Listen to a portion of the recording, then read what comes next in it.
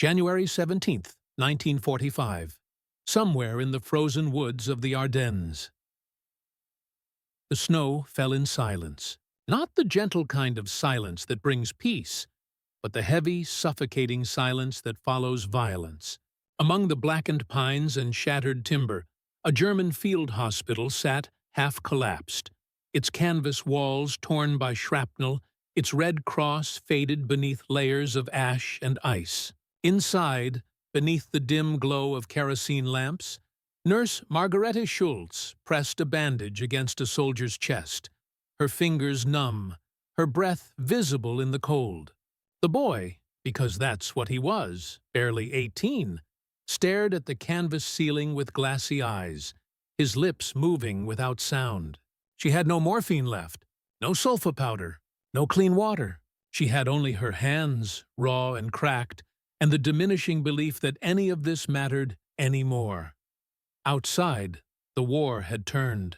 The Great Winter Offensive, Hitler's desperate gamble to split the Allied lines and recapture Antwerp, had collapsed into chaos. What began as Operation Wacht am Rhein, the Watch on the Rhine, had devolved into a frozen rout. German divisions, once surging westward with renewed fury, now retreated through the snow, leaving behind their wounded, their dead, and their illusions.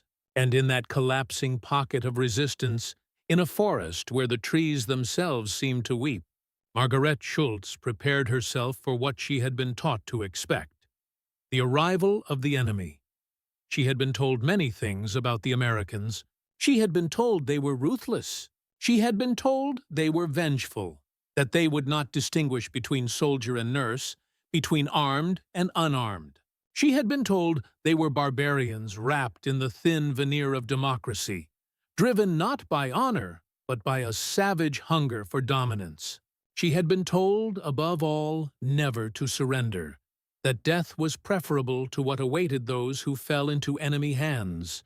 And so, when the sound of engines rumbled through the forest that morning, when the voices in unfamiliar English echoed between the trees, Margarete Schultz did not run. She stood beside her patients, her hands still stained with blood, and waited for the end. What she did not expect, what she could never have imagined, was the smell of coffee. To understand what happened in that frozen field hospital, one must first understand the machinery of belief that shaped Margarete Schultz and the thousands of German medical personnel who served on the collapsing fronts of 1945. These were not ideologues in the traditional sense. Many were not even party members. They were nurses, orderlies, and doctors who had been conscripted into service, who had sworn oaths to heal rather than harm, who had joined the medical corps out of duty, patriotism, or simple necessity. But they had been raised in a system that insisted on clarity. The world was divided between the strong and the weak, between those who deserved mercy and those who did not. And in that system, the enemy, particularly the American enemy, occupied a very specific place in the imagination. German wartime propaganda had painted the United States as a nation of contradictions. On one hand, it was dismissed as weak, decadent, a mongrel society poisoned by racial mixing and controlled by Jewish interests. Its soldiers, the propaganda claimed, were soft, undisciplined, incapable of the ideological commitment that defined the German warrior. On the other hand, America was depicted as a mechanized juggernaut, overwhelming its enemies not through courage, but through sheer material excess, a nation that waged war like a factory, grinding down resistance through numbers and steel rather than spirit. This duality served a purpose. It allowed German soldiers and civilians to believe that even as they lost ground, even as their cities burned and their armies shrank, they retained a kind of moral and spiritual superiority. The Americans might have more tanks, more planes, more guns, but they lacked soul. For the women of the medical corps, this propaganda took on a darker hue. They were warned, in whispers and in official briefings, that female prisoners could expect no chivalry, no mercy. Stories circulated, some real, some fabricated, all designed to instill terror.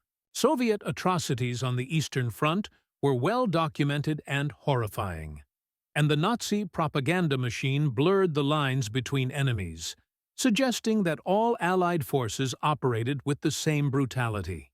To surrender, they were told, was to invite violation, humiliation, death. Better to fight to the last, or to end one's own life, than to fall into the hands of men who did not recognize the sanctity of the Red Cross or the humanity of women. And so Margarete Schultz, standing in that ruined hospital as American voices grew louder outside, believed she was living her final moments. She did not know that the soldiers approaching her position were from the 84th Infantry Division, a unit that had spent weeks grinding through the frozen hell of the Bulge.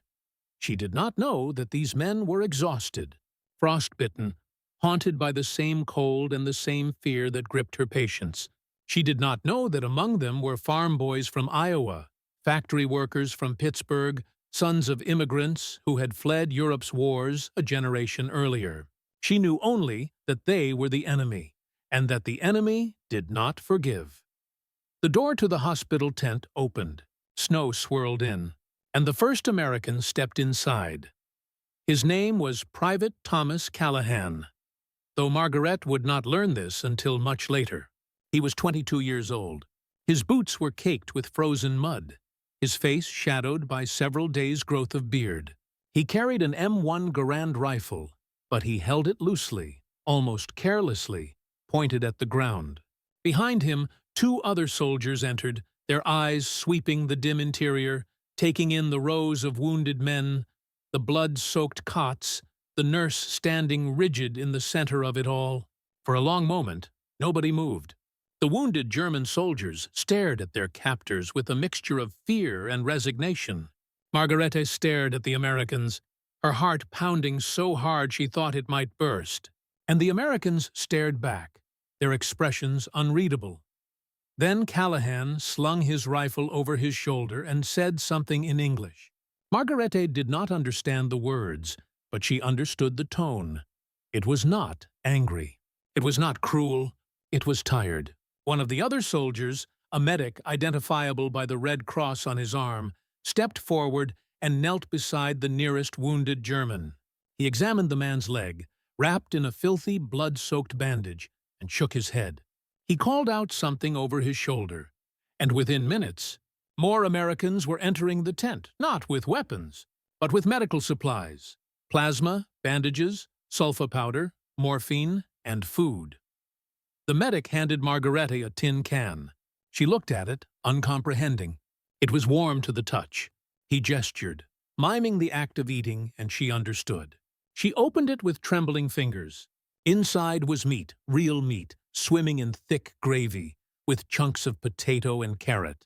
The smell hit her like a physical force. She had not seen food like this in months. Her patients had been subsisting on watery soup and stale bread, when there was anything at all. And now the enemy, the barbaric, vengeful enemy, was handing her a hot meal. She looked up at the medic, searching his face for mockery, for cruelty, for some sign that this was a trick.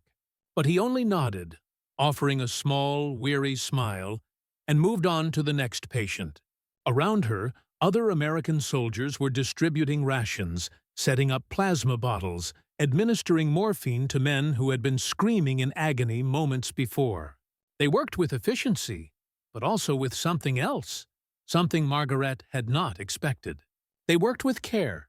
They spoke softly to the wounded, even though the wounded could not understand them. They did not strike anyone. They did not mock anyone. They simply did their jobs, as if the men bleeding on these cots were not enemies at all, but simply patients who needed help. Margaret Schultz ate the food in the can. She ate it slowly, mechanically, her mind unable to process what was happening. The meat was tender, the gravy rich, the vegetables soft. It was the best thing she had tasted in over a year. And as she ate, as warmth spread through her frozen body for the first time in weeks, she felt something inside her begin to crack. Not break, not yet, but crack. a fissure in the certainty she had carried with her since the beginning of the war. What Margaret experienced that day was not unique. Across the collapsing fronts of Nazi Germany in the final months of the war, thousands of German soldiers, nurses, and civilians encountered a version of the enemy that did not match the portrait they had been shown. This was particularly true in the West, where American and British forces operated under strict adherence to the Geneva Conventions, and where military culture, for all its flaws, emphasized certain principles of conduct. The contrast with the Eastern Front, where German forces had committed unspeakable atrocities and where Soviet retribution was correspondingly brutal, made the Western Allies seem almost incomprehensible. How could the same enemy that firebombed Dresden and Hamburg also distribute chocolate bars to captured soldiers? How could the same enemy that executed SS officers for war crimes also treat wounded Germans in field hospitals alongside their own men? The answer lay in something the Nazi regime had never understood and could never replicate: the logistical and ideological abundance that defined the American war effort. The United States did not enter the Second World War as a martial society. It entered as an industrial democracy, a nation that believed, rightly or wrongly, that its values were universal and that its material prosperity was evidence of those values' superiority. When American soldiers distributed food to captured Germans, they were not acting out of strategic calculation or psychological warfare, though those elements certainly played a role. They were acting out of a deeply ingrained cultural assumption that there was enough food, enough medical supplies, enough basic decency to extend even to those who had, until moments before, been trying to kill them. This was not mercy in the abstract. It was mercy made possible by supply chains that stretched back across the Atlantic, by factories in Detroit and Chicago that produced not only tanks and planes, but also tinned meat and powdered milk, by a society that had not experienced occupation, famine, or siege. The American soldier's generosity was real, but it was also a byproduct of privilege. A privilege so vast and so normalized that most of the men distributing rations did not even recognize it as such. They simply knew that they had extra food, and that the men in front of them were hungry, and that feeding them cost nothing. For the Germans who received this food, however, the experience was transformative. Hunger has a way of stripping away ideology. A starving man does not care about racial theory or the destiny of the Aryan race. He cares about his next meal. And when that meal comes not from his own comrades, not from the regime that promised him glory, but from the enemy he had been taught to despise, when it comes freely, without conditions, without cruelty, it forces a reckoning. Not immediately, not always consciously, but over time, in the quiet moments after the food is gone, the questions begin. Margaret Schulz spent 3 days in that field hospital before she and her patients were evacuated to a rear area POW camp. During those 3 days, she worked alongside American medics, her role shifting from nurse to prisoner to something in between, a collaborator in the work of keeping men alive. She learned a handful of English words: bandage, water, morphine, thank you. She learned that the Americans drank staggering amounts of coffee, and that they shared it willingly, pouring tin cups for anyone who asked. She learned that they carried photographs in their wallets, wives, children, parents, and that they showed these photographs to each other in the evenings, passing them around like prayers. She learned that they sang quietly, songs she did not recognize, but which sounded sad and far from home. And she learned that they wept. On the second night, she saw one of the American medics, a young man with red hair and freckles, sitting outside the tent, his face in his hands, his shoulders shaking. She did not approach him. She did not ask what was wrong. But she understood, in that moment, that he was not so different from her, that he too was exhausted, that he too had seen too much, that the war had hollowed him out just as it had hollowed her out, and that whatever ideology had brought him here It was not enough to fill that void. The object that stayed with her, the symbol that recurred in her memory for the rest of her life, was the tin can. Not the rifle, not the flag, not even the medic's red cross.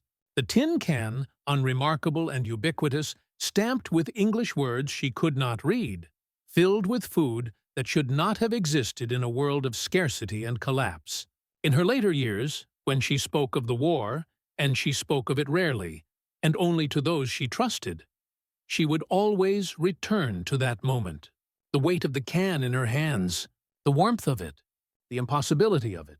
She would say that it was the moment she understood she had been lied to, not about everything, but about enough. The historical record of this period is dense with similar accounts. After the war, Allied intelligence services conducted thousands of interviews with German POWs, seeking to understand the psychological state of the defeated enemy. What emerges from these interviews is a consistent pattern. Shock at the material wealth of the Allies, followed by a slow, painful reassessment of the narratives they had been taught.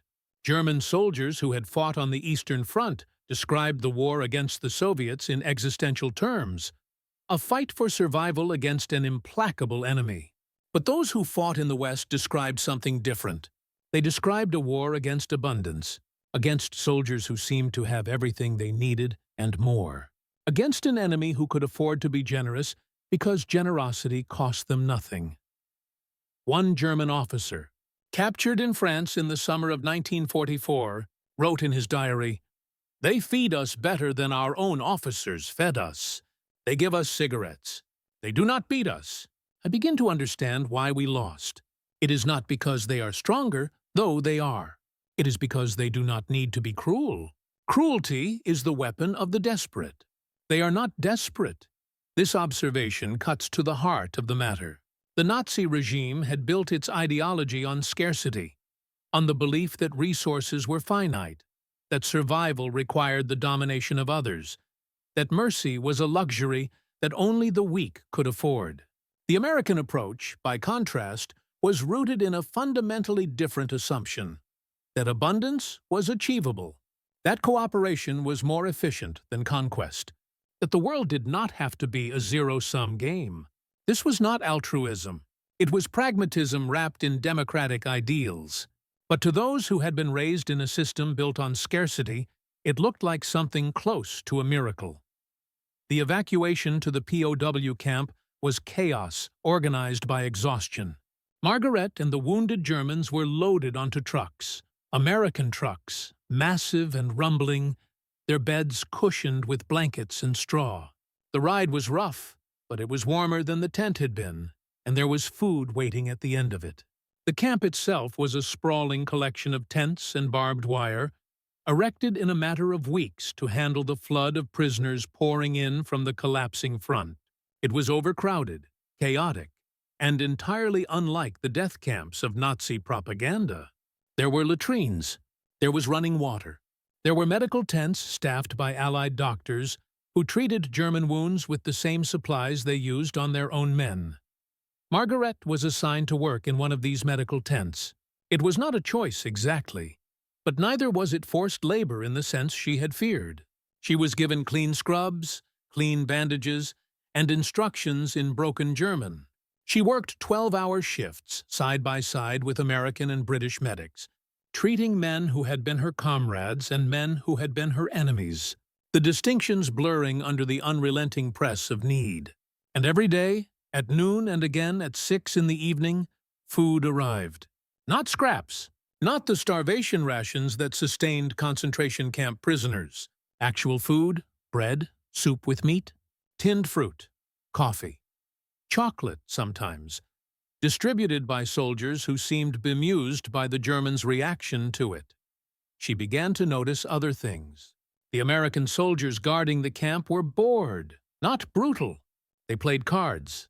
They listened to music on portable radios, jazz mostly, a chaotic and joyful sound that seemed absurd in this context. They flirted awkwardly with the female nurses, offering cigarettes and compliments in fractured German. They did not rape. They did not torture. They did not line prisoners against walls and shoot them. They simply kept the camp running, counting prisoners, distributing rations, breaking up the occasional fight, and otherwise treating the whole thing like a tedious job they wanted to finish so they could go home. And they talked about going home constantly. This, more than anything, surprised Margaret. The American soldiers did not talk about victory. They did not talk about glory. They talked about home, about farms in Kansas, and diners in New York, and fishing trips in Michigan. They counted the days. They complained about the cold, the food, the officers, the war itself. They did not seem to believe in the war, not the way German soldiers had been taught to believe in the Reich. They simply wanted it to be over. This lack of ideological fervor was, in its own way, profoundly destabilizing. Margarete had been raised to believe that conviction was strength, that doubt was weakness, that a soldier who did not believe in his cause was not a soldier at all. But these Americans were effective soldiers despite, or perhaps because of, their lack of fervor. They did their jobs. They followed orders. They fought when they had to. But they did not seem to think the war was noble or glorious or necessary. They thought it was a problem to be solved, and they were solving it with the same pragmatic efficiency they brought to everything else. In the third week of her captivity, something happened that Margaret would carry with her for the rest of her life.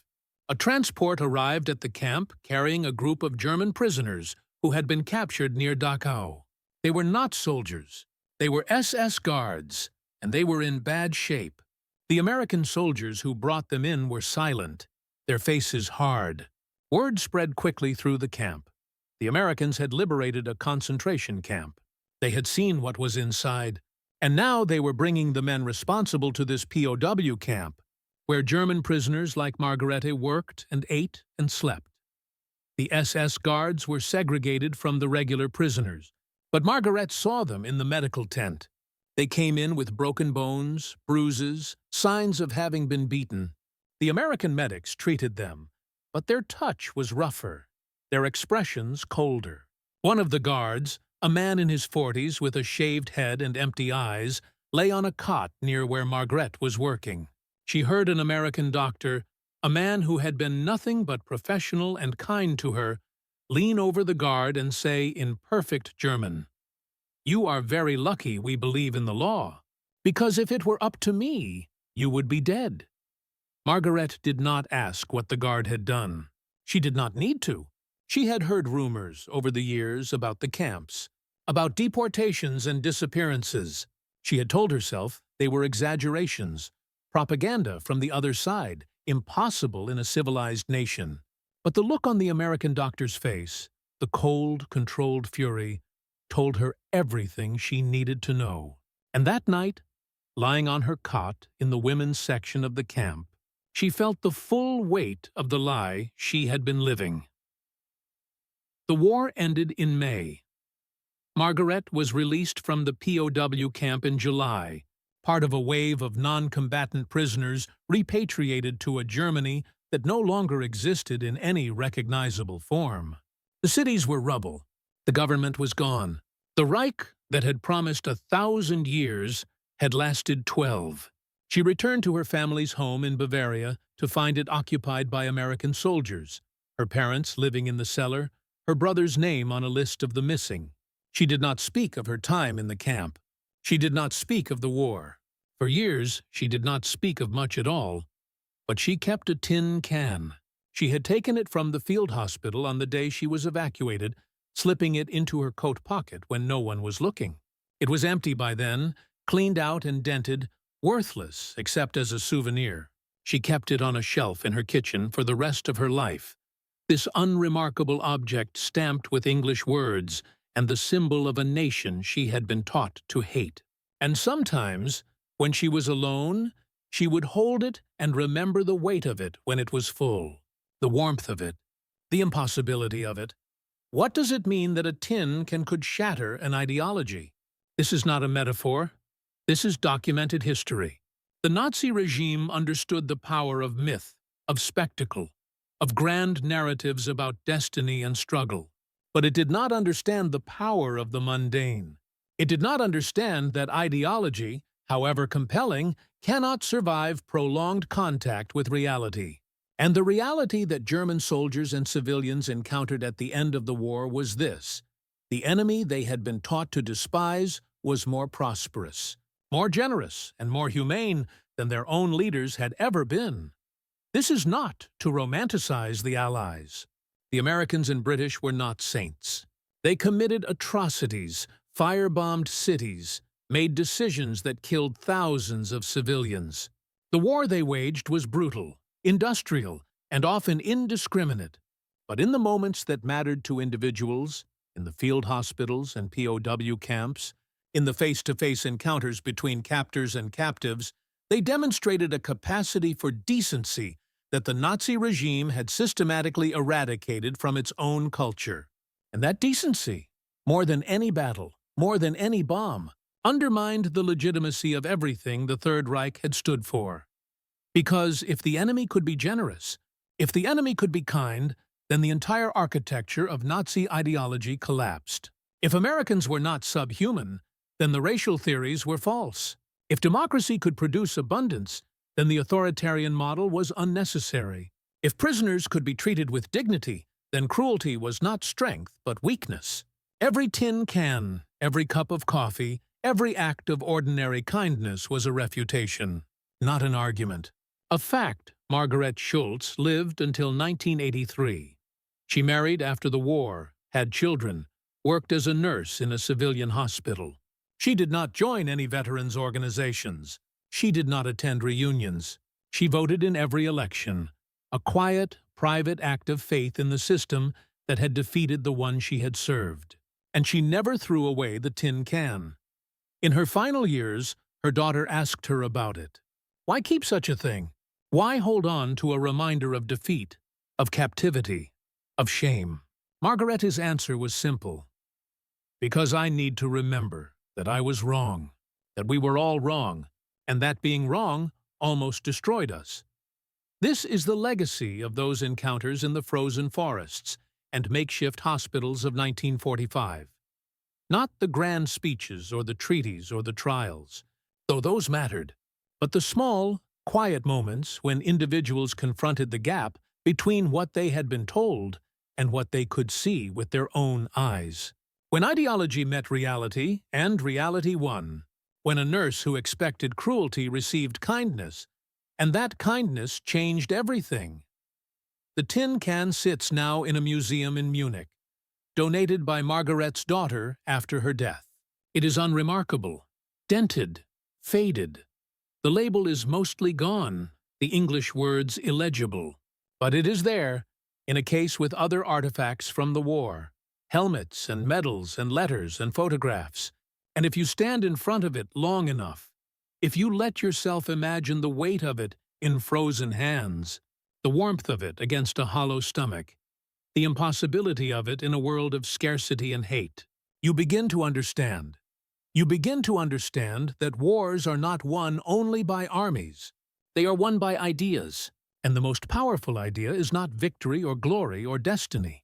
It is abundance. It is the belief that there is enough food, enough mercy, enough humanity to extend even to those who sought your destruction.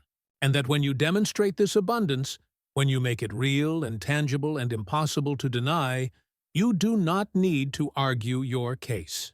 You simply need to hand someone a tin can, still warm from the fire, and let them taste what the other side of history feels like.